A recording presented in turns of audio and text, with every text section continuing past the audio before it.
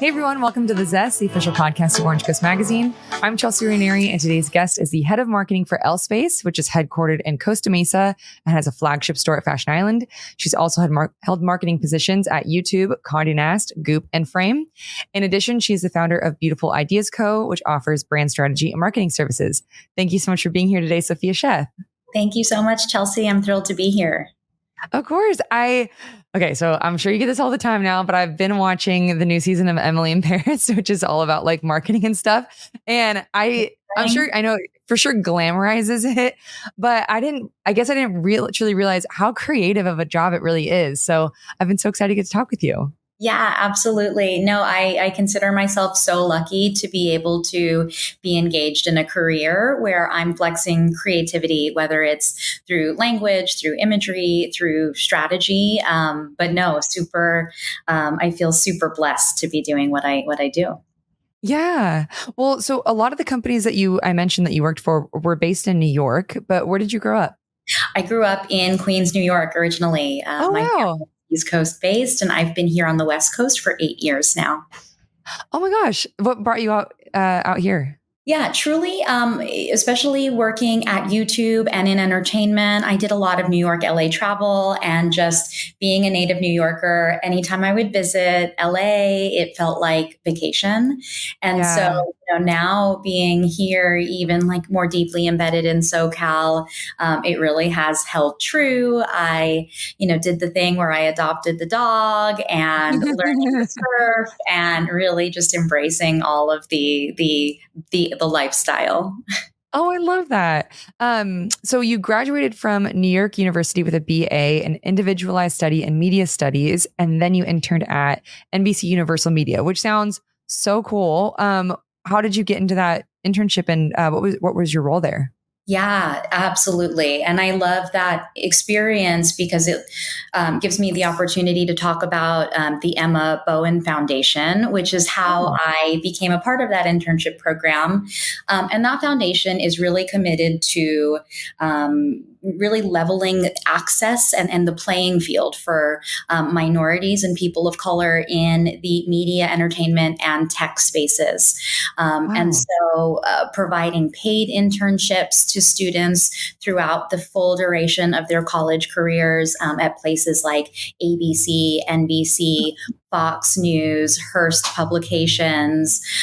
It really is extraordinary. And I attribute so much of my entry point into my career through that organization, actually. That sounds incredible. What an amazing foundation. Yeah, I adore what they're about.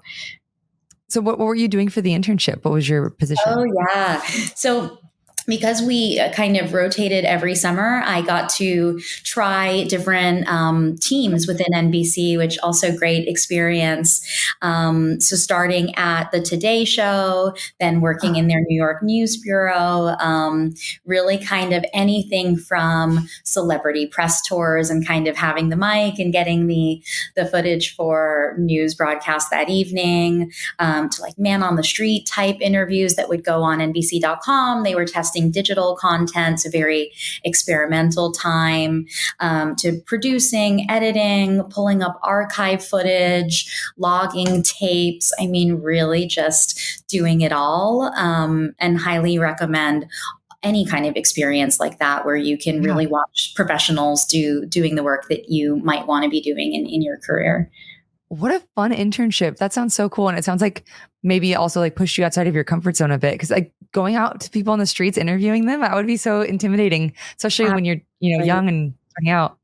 Yeah. And what I love too is, no day was the same, never a dull moment. And I think like those types of qualities I've really been able to carry with me throughout. So yeah, I feel grateful for that experience as well. That's awesome. So in 2011, you started working at YouTube, where you helped creators grow and sustain an audience and revenue. I know next to nothing truly about what it takes to really do that. Do you have any advice on growing an audience on YouTube based on what you were helping people with? Yeah, I mean, really it came down to, I think, some core fundamentals. And some of these feel super basic, but I think are so important. So first and foremost, it's a consistent content strategy. What can people expect from you and at what cadence, whether it's, a weekly live Q&A, a daily vlog, really kind of honing in on what is my programming schedule is first and foremost. Then it's really leaning on cross-channel marketing. So, I always like to say you can't assume that your audience knows anything about you. I would really kind of consider that you're almost introducing yourself net new each time. And so leveraging channels like Instagram and Twitter and I was going to say YouTube, but we're talking about YouTube, but really thinking about like the full breadth of your platforms and using those to promote the content you're producing.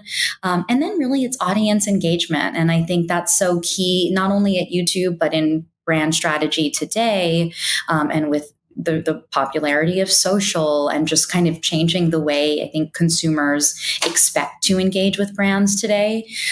Engaging in that two-way dialogue, embracing your audience and integrating them into your content, always finding ways to surprise and delight.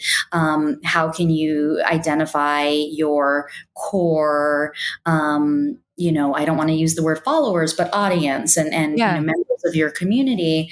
And how do you bring them into the fold more and more? Because I think that helps create momentum as well. And so much about this type of growth is that organic word of mouth and earned marketing value. Yeah. God, so how did you get into YouTube? What brought you there? Oh, that's such a good question. I was, funny enough, after I graduated, I worked at a law firm for a couple of years and I was pursuing, potentially law school and going that route. But truly, I think my passion wasn't there, the creativity to your point. I wasn't finding it in working at a big corporate law firm. And so I just started applying to jobs and I started thinking about, what would a dream role look like? For me, fashion was always the place that I wanted to occupy. It felt really foreign.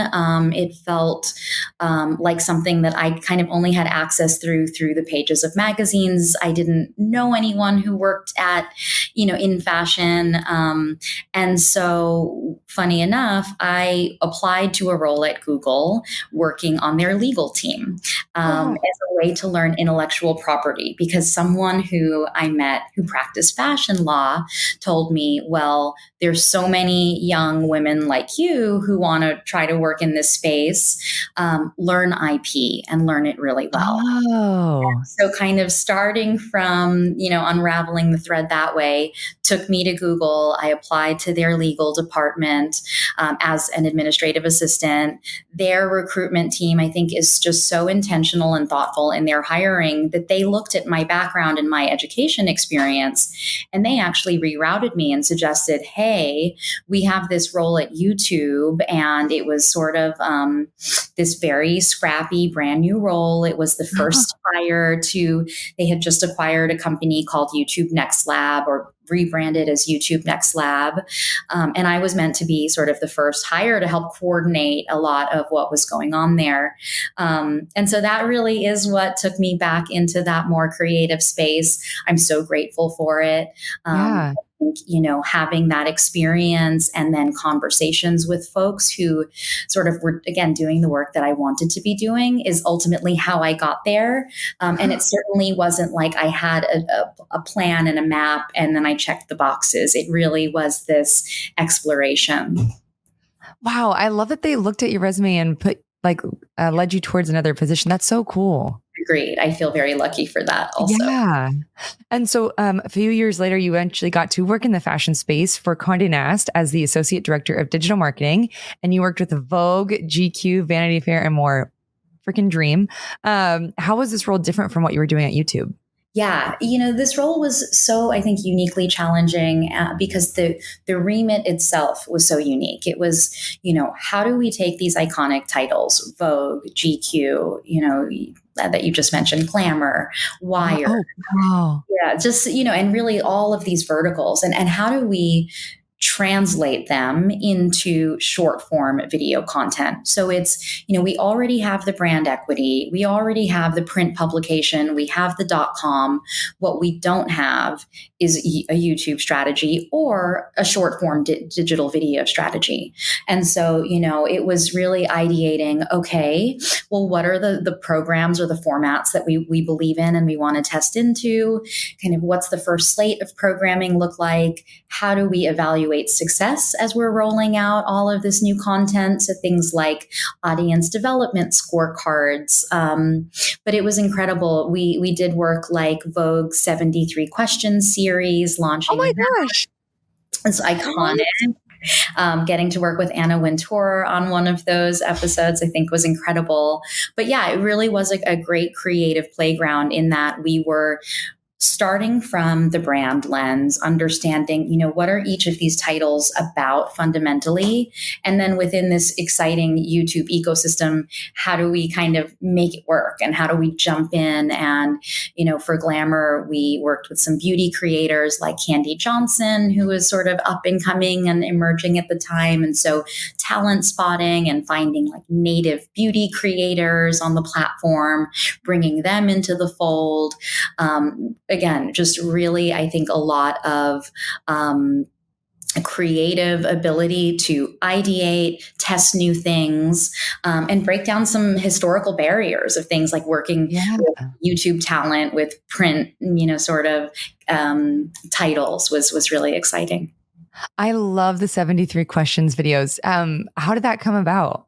Yeah, there was a really great a couple of creative producers there who I think had the idea. It was really based on this. We're going to do one shot. How do we? What Vogue has that I think arguably like nobody else has is incredible access to the iconic tastemakers of culture, fashion, etc.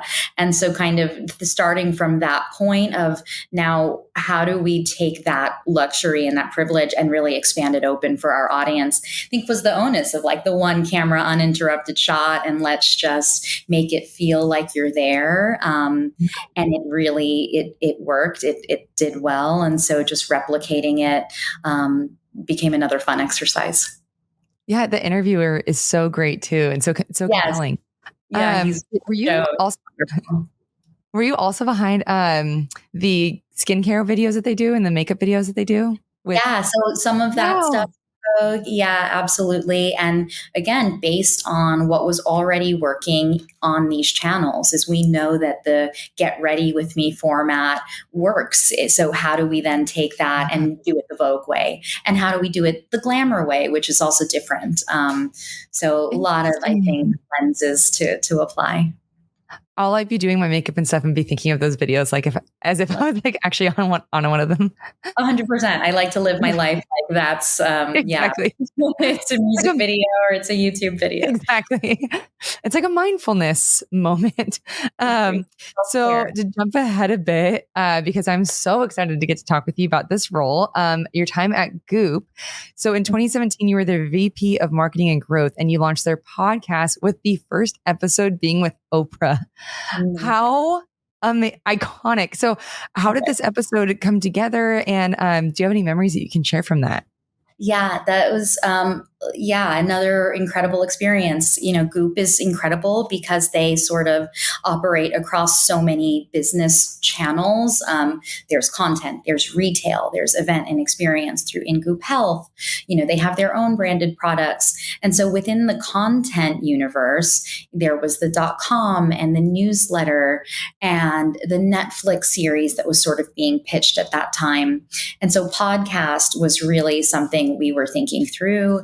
The chief content officer who I worked with during my time there was just, I think, a very intuitive and natural fit for that kind of long form, in-depth audio-based storytelling. And so there was just a lot of alignment to like, let's translate some of this storytelling especially around more of these esoteric topics, things, that are outside of the realm of, sort of normalized wellness. How do we I create more awareness and understanding and education around this? And so that was really kind of the origin of launching the podcast. And, what was really great and wonderful about working at Goop is that you've got access to Gwyneth. She was an incredibly, and continues to be an incredibly hands-on executive and leader. And so kind of starting there opened the door to Oprah being just like, who would be our dream guest, who would be incredibly compelling that we could bring in, and that just flew to the top. And I think just working with that team end to end was a dream experience.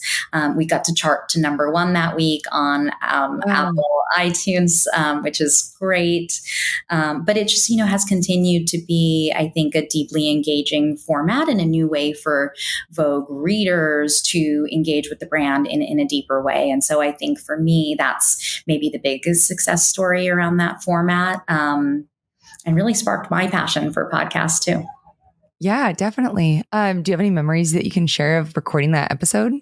Oh gosh, I can't say that I was there when we recorded it.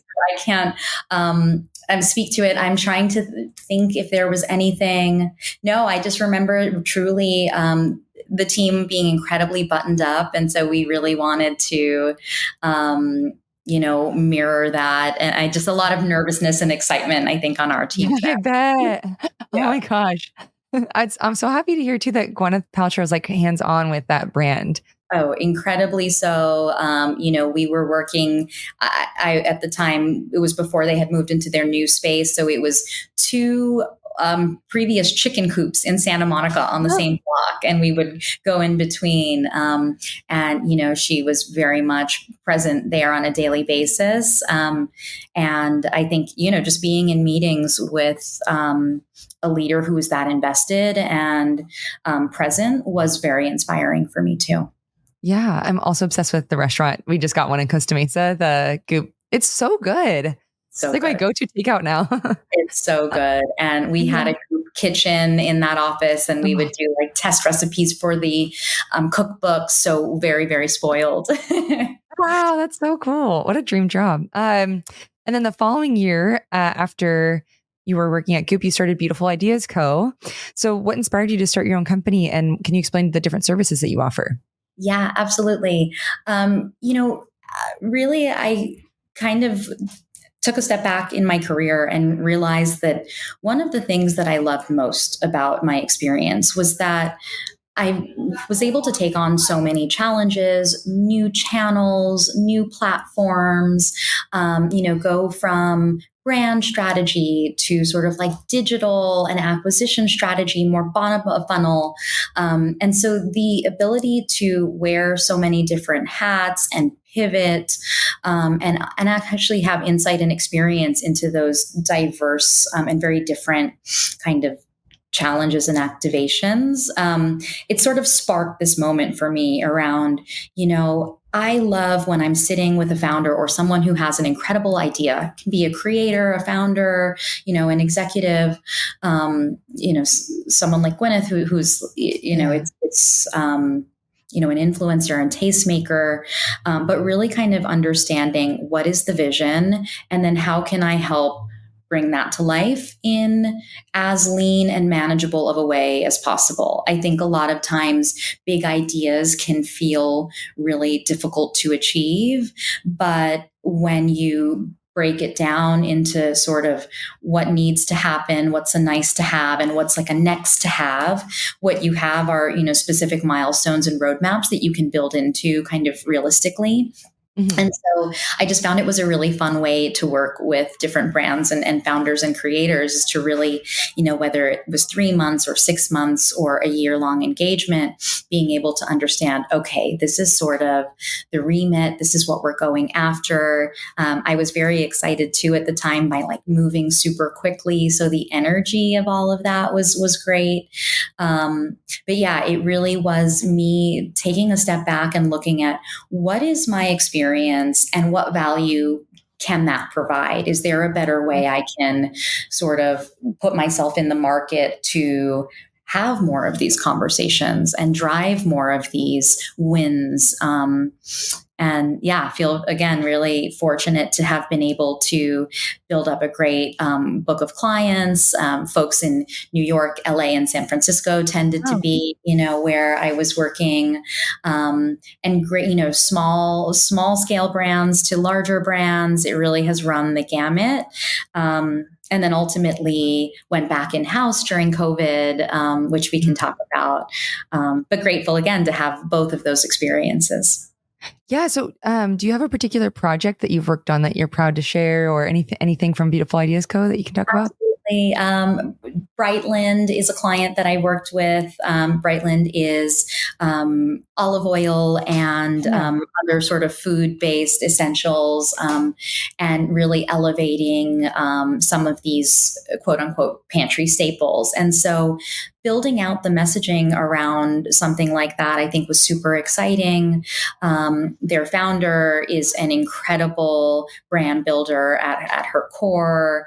And so, we, I think, worked on language around living in a golden state, which spoke to the California roots of the business, also alluded to some of the product value props around this elevated olive oil. And so, how do we honor the idea of putting our bodies in a golden state, and how do we merge health and wellness in this new sort of CPG category in a way that feels authentic? And so that was something I think that has executed really beautifully and kind of existed throughout the brand's trajectory. And I love the ways in which we kind of scaled that through referral marketing, through social, through influencer marketing. Another one that comes to mind is a beauty brand that I worked with called Alley-Oop. And that was really focused on how do we build a very fun, playful beauty brand around this idea of multitasking beauty products that you can take on the go. And so, there it was thinking about multi-use product development. So even kind of injecting on that level, but then core brand messaging, look and feel, web UX, and how do we create these, on the go oriented experiences and surprise and delight in our digital experience for the customer. And so that was, again, another kind of sprint engagement, really lean team, touching everything from packaging to web design to brand identity, and ultimately created something really unique and special that didn't exist in market before. Wow. And Brightland, I've actually seen on social media, so I'm your target audience. But everything is so beautiful. All the photos that they post. I agree. It's such an elevated aesthetic, and again, such an amazing success story of a D2C brand that was built around a concept, an idea that the founder was passionate about, and now it's really come to life. And it's in Whole Foods and it's everywhere. Yeah, see that. It's so cool. So as you mentioned, in 2020, you started working with Frame as their head of marketing, and this was your first role as like a fashion brand. What did you learn from your time here, that you were able to take with you to LSPACE? Yeah, I love that. I loved working at Frame. It's an incredible brand, an incredible team. I love their leadership, product, marketing, all of it. But really, I think what I take away more than anything is the team that we cultivated and kind of nurtured when I was there. And so what was interesting was, prior to me joining the team at Frame, Frame was primarily a wholesale driven brand.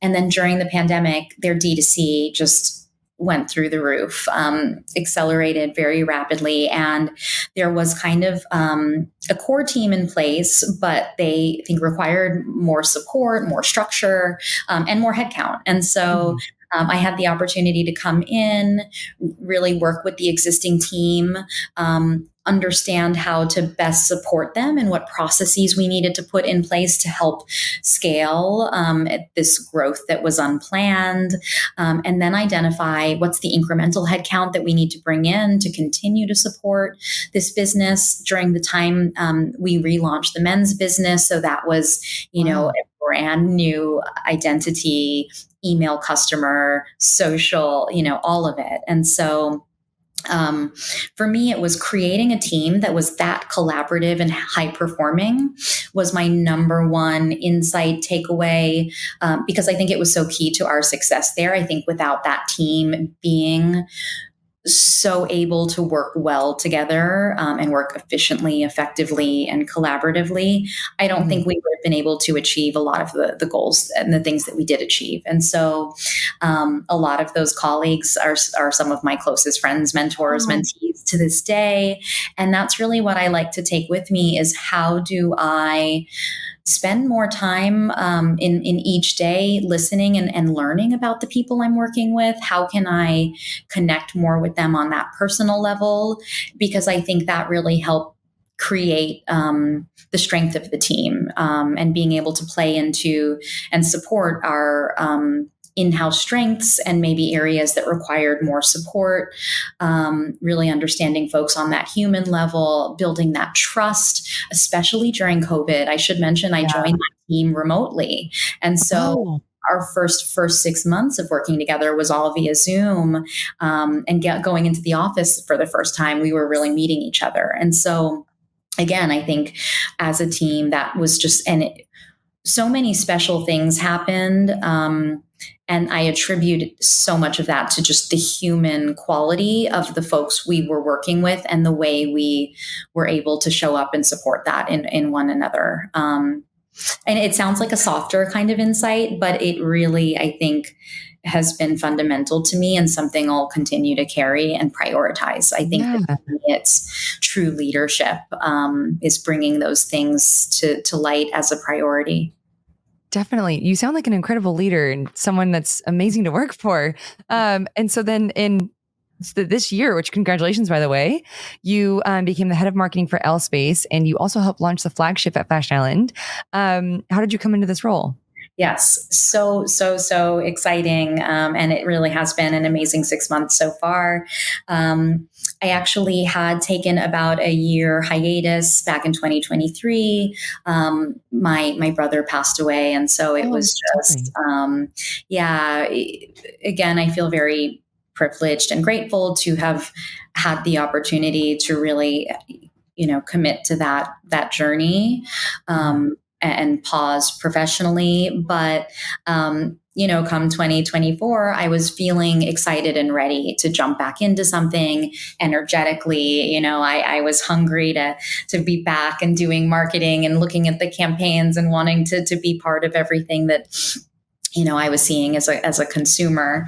And so as I started having these conversations, LSPACE felt just so compelling to me because it had all of the things that I really look for when I'm evaluating, a client or a role, in that it had incredible product. They're female founded in their roots, and they've always been committed to a product market fit. It's how to swim is a pain point for most women, as is denim at frame. These are similar in that way. And from a female perspective and with a female design team, how do we create fits that flatter as many bodies as possible? And so, with that being the core, the brand has almost 20 plus years of positive customer review experience to work off of. And so I think as a marketer, that is just, what better scenario can you inherit or step into is you've got folks who absolutely love the product. And that is the number one thing that I receive when I say I work at LSPACE is, oh, I love their fit. Oh, I love how I look in this dress, which a lot of folks don't know that we do ready to wear. We've launched active last year as well. So that ingredient was there. I think the creative was there. I'm looking at our assets, our imagery, and it is so elevated. It's so strong. It's compelling. It's best in category. And really what was sort of missing or needed is, now how do we create the storytelling to help support this? How do we amplify our in-market awareness, how do we tighten the brand story? And these were things that just hadn't been done prior, and so it was really a matter of like, what are these balls we can pick up, and who can help us do that?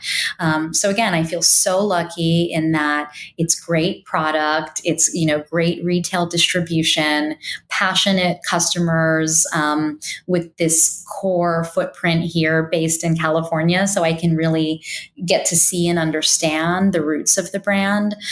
It really felt like something I could dive into, pun maybe intended. There. But, it really has been incredible.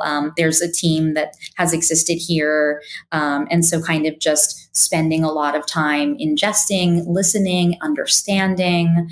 And now I'm kind of in the mode of, okay, now what are our 2025 opportunities? What is the 5-year roadmap? And how do we, again, just continue to support this core team to help us get there? Oh, I'm so excited to see what you do with it. Well, can you talk a little bit about the flagship location? Why was Fashion Island chosen for this? Yes. Oh, and Fashion Island, I think, has been such a strong fit. I think everyone is feeling really thrilled with our performance there. I mean, I think Fashion Island is, in its core, a lot of what LSPACE is about, which is, the experience of shopping there is almost like a resort experience. Yeah. There's a lot of creativity and energy and excitement around events and experience, and really that high touch customer relationship. We're working right now on Style Week OC in October, and working with the Newport Beach Film Festival, and doing some great activations with our store and Fashion Island team. And so that kind of energy, I think, always having different events and pop-ups happening in our space is really how we like to serve our customer. So that made a lot of sense. I think too, LSPACE at its core is an Orange County, based brand. And that's what I run into when I'm speaking with a lot of folks is, we love that you're an Orange County brand. We are an Orange County brand. And so kind of tapping into that natural community felt really appropriate for us. Yeah. And then, as we're looking about expansion, it's understanding, well, where are our kind of core customers already? Where do they exist? And we're seeing, penetration in LA, New York, Florida, Texas. And now how do we pop up or create retail experiences so we can continue to super serve that clientele? And then I think with that drive newness. So that's kind of where we are now. Like I said, Fashion Island has been phenomenal. We did a full renovation of that space so that we can really bring that beach lifestyle aesthetic to life. I love going to our store just to, again, like immerse myself into the brand. And that's kind of how we see it. It's an extension of our brand identity and experience. Amazing. Is there anything coming up that listeners should keep an eye out for in LSPACE, or any of your personal brands personal projects for Beautiful Ideas Co.? Yeah, I love that question. I think for LSPACE, a lot of exciting things on the horizon. I've mentioned we launched activewear last year, and our active collection drops. We have one actually next week that I am over the moon excited for. It is just so strong. And I think our active continues to be really well received by both celebrity and influencer clientele as we're seeding it out. So it's great to see that. So I'm very excited about activewear for us in the next year.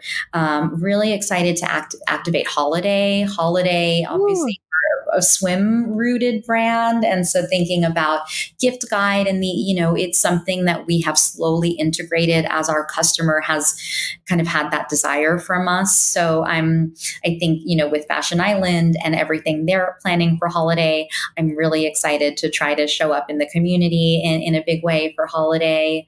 And then just looking to 2025, I think it is really kind of firming up our go-to-market messaging and then blowing it out. So, let's really tighten the language and the way that we speak to our consumer and help her understand our core value proposition.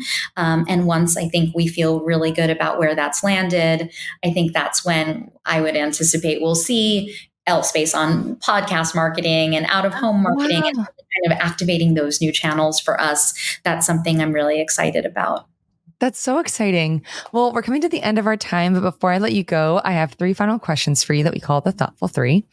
So, what is the best advice that you received when you were first starting out? Oh, that's so good.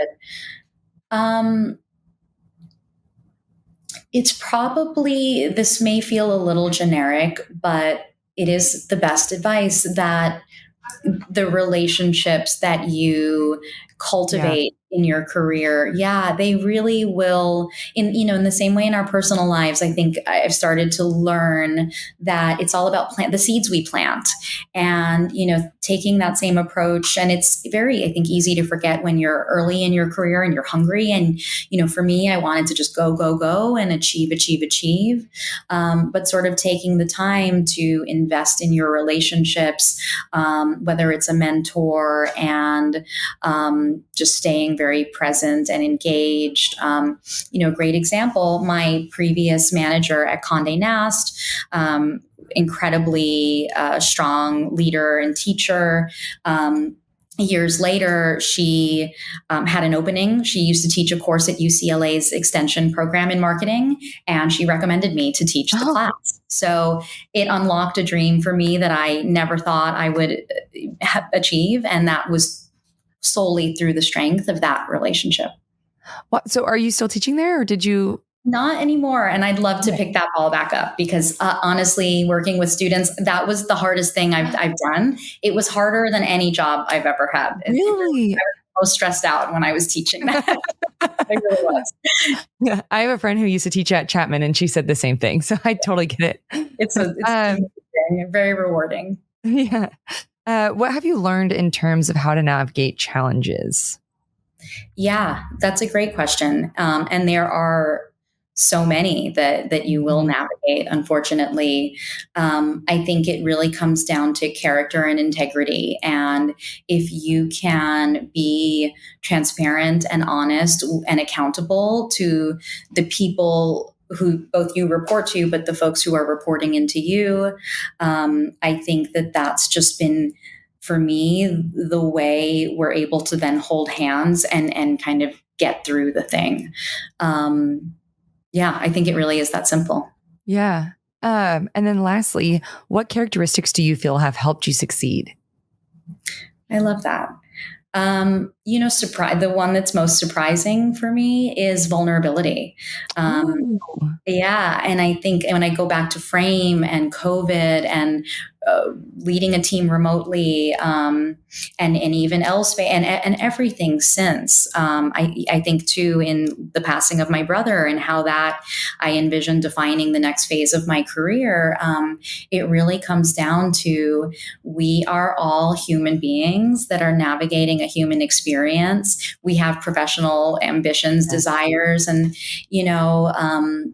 how do we support one another in achieving those things? How do we create spaces where people feel comfortable and empowered showing up as their authentic self every day? I think work like marketing and any creative work requires a lot of confidence and trust. And so, a lot of times it's about me getting out of the way so that folks can shine and show up and do their best work. And so I'm constantly thinking, how do I create more of that?